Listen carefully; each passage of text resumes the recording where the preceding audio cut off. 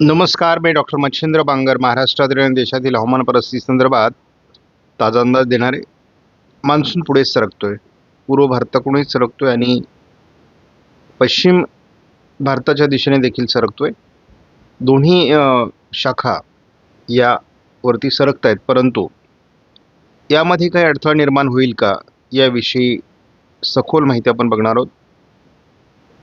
उपग्रहीय छायाचित्रामध्ये आपल्याला स्पष्टपणे दिसतंय की जवळपास या भागापर्यंत मान्सून सरकलेला आहे आणि त्यामुळे हा सर्व भाग या ठिकाणी मोठ्या प्रमाणात बाष्प तयार झालेला आहे. परंतु यावर्षीचं वैशिष्ट्य राहिलं ते म्हणजे कुठलीही वादळी प्रणाली, ना डिप्रेशन, कमी दाब किंवा चक्रीवादळ तयार झालेलं नाही. आणि जोपर्यंत मान्सूनच्या कालावधीमध्ये मान्सून येऊन देखील जर एकाही हवामान प्रणाली विकसित झाली नाही तर पावसाचं प्रमाण अतिशय कमी राहतं, मान्सून कमजोर राहतो आणि ती परिस्थिती आता सध्या आपण अनुभवतो आहोत. आपण सध्याच्या निरीक्षणानुसार या ठिकाणी बघतो की पावसाचं वातावरण हे या भागामध्ये आहे, त्यानंतर रत्नागिरीच्या आजूबाजूने आहे. तर या ठिकाणी सध्या पावसाचं वातावरण आहे. शिवाय भंडारा गोंदियाच्या उत्तरेला पावसाळी वातावरण आहे. एकूणच हे पावसाचे क्षेत्र आहेत. बाकी महाराष्ट्रात पावसास अनुकूल ढग विदर्भ मराठवाड्याच्या काही भागात तयार होऊ शकतात अशी संभावना आहे. आज मान्सून मुंबई, अहिल्यानगर दक्षिण, बीड, परभणी, नांदेडपर्यंत पोहोचणं अपेक्षित आहे. म्हणजे मान्सून हा या भागापर्यंत साधारण आलेला आहे आणि आपल्याला तो जवळपास या भागापर्यंत पोहोचणं अपेक्षित आहे. त्यामुळे कशा पद्धतीने मान्सून पुढे सरकतोय यावर सर्व बाबी अवलंबून आहे. आपण जेव्हा भारताच्या नकाशावर पाहतो तेव्हा सध्या सक्रिय प्रणालीमध्ये या ठिकाणी एक प्रणाली सक्रिय आहे, या ठिकाणी एक वातावरण आहे, या ठिकाणी एक वातावरण आहे. अरबी समुद्रामध्ये काही वातावरण आहेत आणि याची अशा पद्धतीने एक मान्सून ट्रप आहे. ही मान्सून ट्रप सध्या भारताच्या दिशेने सरकते आणि त्यामुळे या ठिकाणी पावसाच्या घटना वाढलेल्या आहेत. आपण दररोज मान्सूनने किती प्रगती केली याविषयी अंदाज घेत असतो. अतिशय चांगल्या पद्धतीने मान्सून प्रगती करतोय. 8 तारखेला अरबी समुद्रात प्रगती झालेली आहे. महाराष्ट्राच्या जवळपास सातारा, दक्षिण, सांगली, कोल्हापूर, सोलापूरच्या काही भागापर्यंत, रत्नागिरीपर्यंत मान्सून पोहोचला आहे. आज त्याला मुंबईपर्यंत येणं अपेक्षित आहे. त्यानंतर पूर्व भारताचा पुढचा भाग व्यापणं देखील शक्य आहे. मान्सूनचा प्रवास सुरू झाला आहे, महाराष्ट्रापर्यंत मान्सून आला आहे. तरी देखील विदर्भात आपल्याला आज उष्णतेची लाट दाखवण्यात आली आहे. शिवाय उत्तर भारतात बहुतांश राज्यात उष्णतेची लाट आहे आणि हा चिंतेचा विषय आहे. ग्लोबल वॉर्मिंगचे परिणाम आपण आता भोगू लागलो आहोत. केरळ आणि कर्नाटकामध्ये आज पावसाचा रेड अलर्ट, वादळी पावसाचा रेड अलर्ट दिलेत आहे. महाराष्ट्रामध्ये येलो अलर्ट आहे. उद्या 10 तारखेला विदर्भातील आणि उत्तर भारतातील अनेक राज्यातील उष्णतेची लाट कायम असणार आहे. पावसाचा येलो अलर्ट महाराष्ट्रात कायम आहे.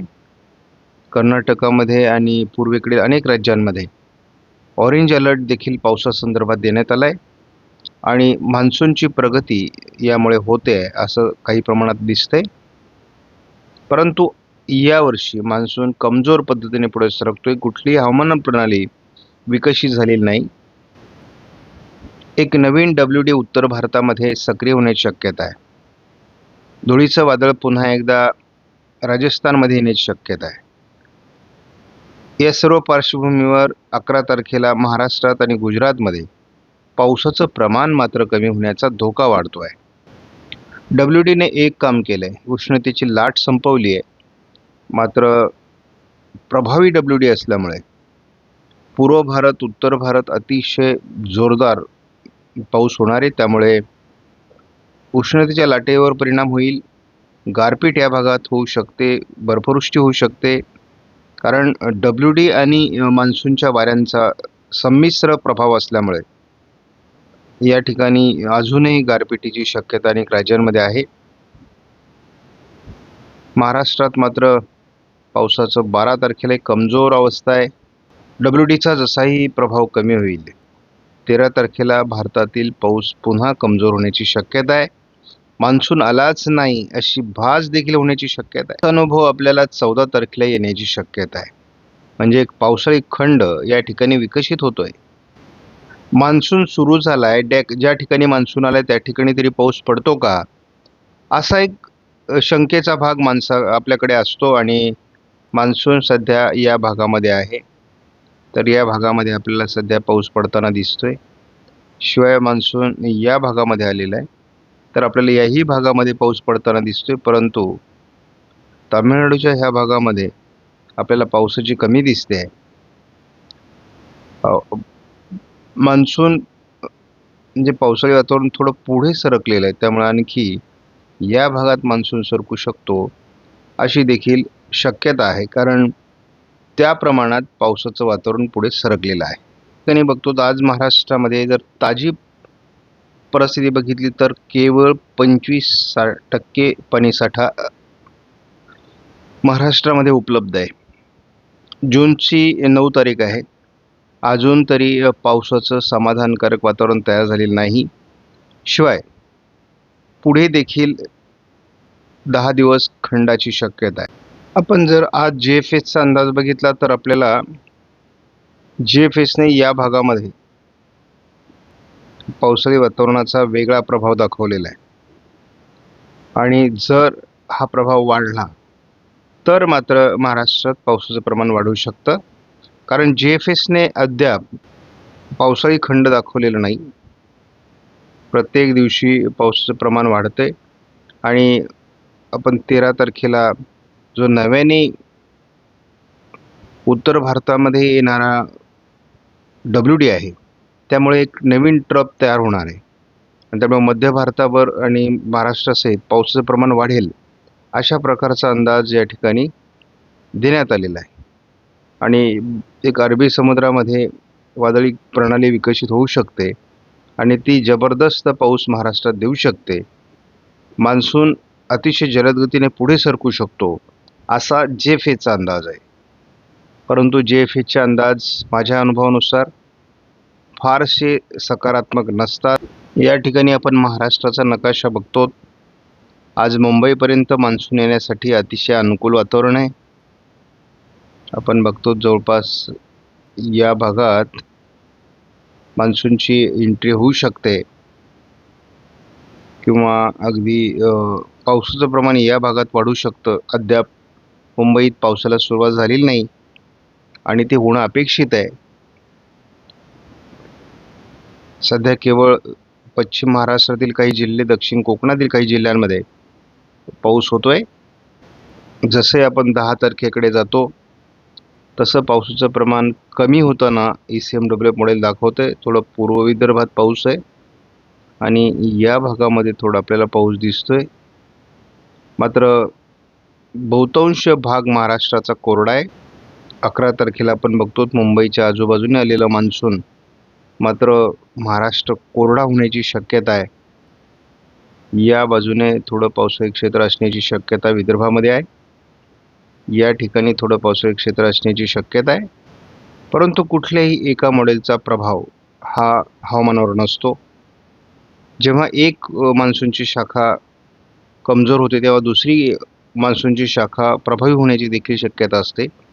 या सर्व हवामानातल्या गोष्टी आहेत.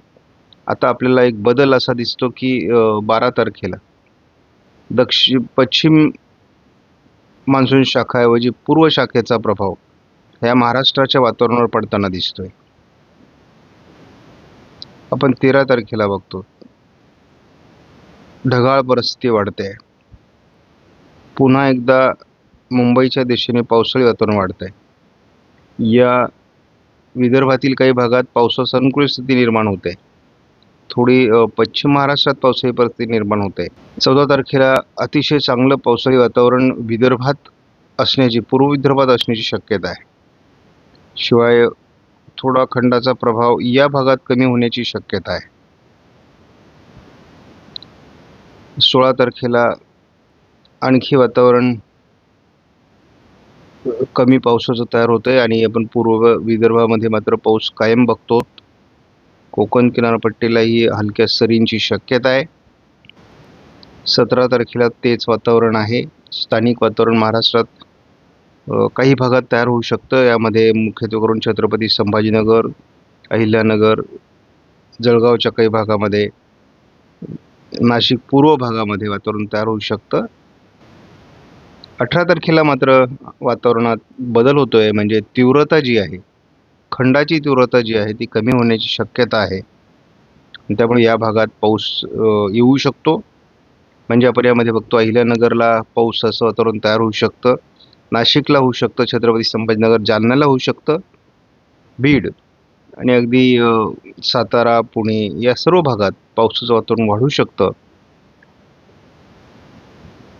19 तारखेला एक खंडाचा प्रभाव कमी होतोय. त्यामुळे हा एक बदल आहे.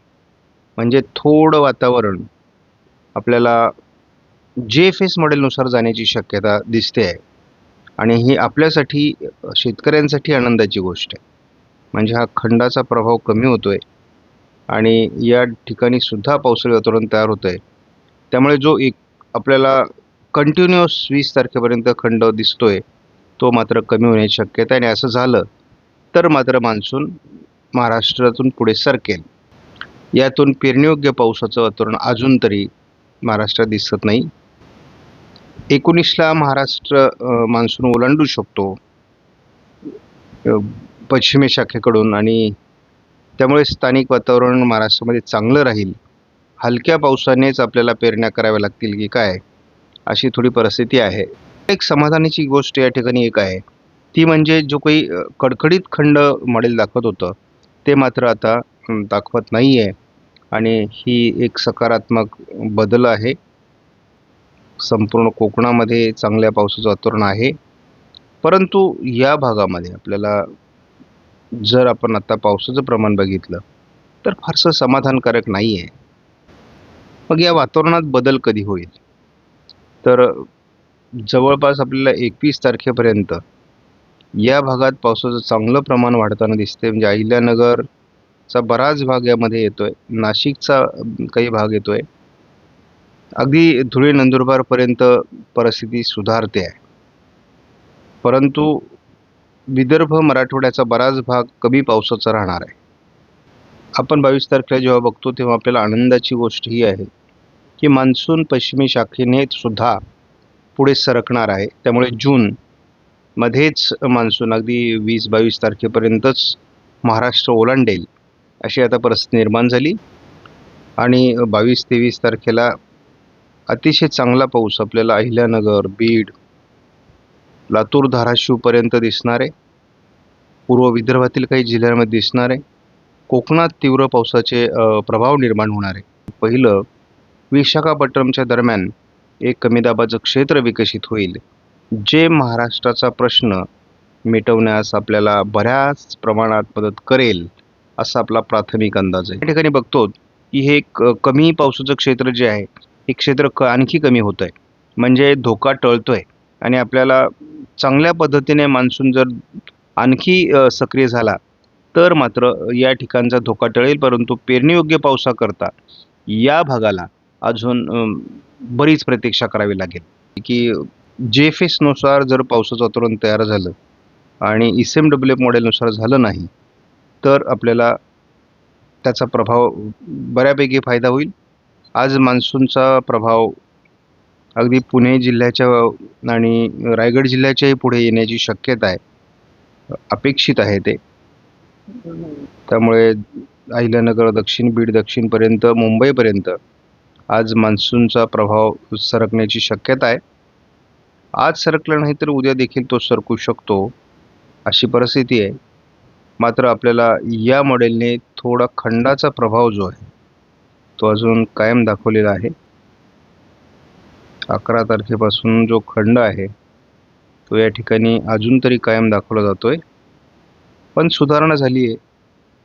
कोकणातील पावसाचं प्रमाण वाढतंय. हलकं पावसाळी क्षेत्र बाकी जिल्ह्यांमध्ये वाढण्याची शक्यता आहे. विदर्भच्या पूर्व भागामध्ये हा खंडाचा प्रभाव थोडा कमी होण्याची शक्यता आहे. आपण बघूयात कमजोर मान्सून आपण बघतो जूनमध्ये. यामध्ये सुधारणा होणं अपेक्षित आहे. परंतु बऱ्याच महाराष्ट्राला आपण 18 तारखेपासून पावसात सुधारणा बघतो. अहिल्यानगर, नाशिक, छत्रपती संभाजीनगरपर्यंत, बीडपर्यंत पावसाच्या प्रमाणात सुधारणा होण्याची शक्यता आहे. ती आपल्याला 19 तारखेला काही प्रमाणात जाणवते, 20 तारखेला जाणवते. हलक्या स्वरूपातला पाऊस असेल. मान्सून पुढे सरकण्यास थोडी मदत होईल, परंतु बघूयात काय होतंय. 22 तारखेपासून मात्र वातावरण बदलेल असा अंदाज आहे.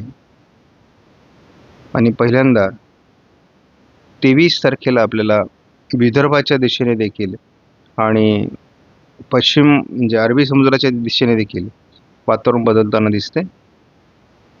या ठिकाणी एक चक्राकार स्थिती आपल्याला निर्माण होताना दिसते. आपण बघतो या पद्धतीने तिचा प्रभाव आहे आणि ही विदर्भ मराठवाड्याला जीवदान देऊ शकते असा अंदाज आहे. आपणास व्हिडिओमधील माहिती महत्त्वपूर्ण वाटल्यास लाईक करा, शेअर करा, चॅनलला सबस्क्राईब करा. धन्यवाद. जय हिंद, जय महाराष्ट्र, जय बळीराजा.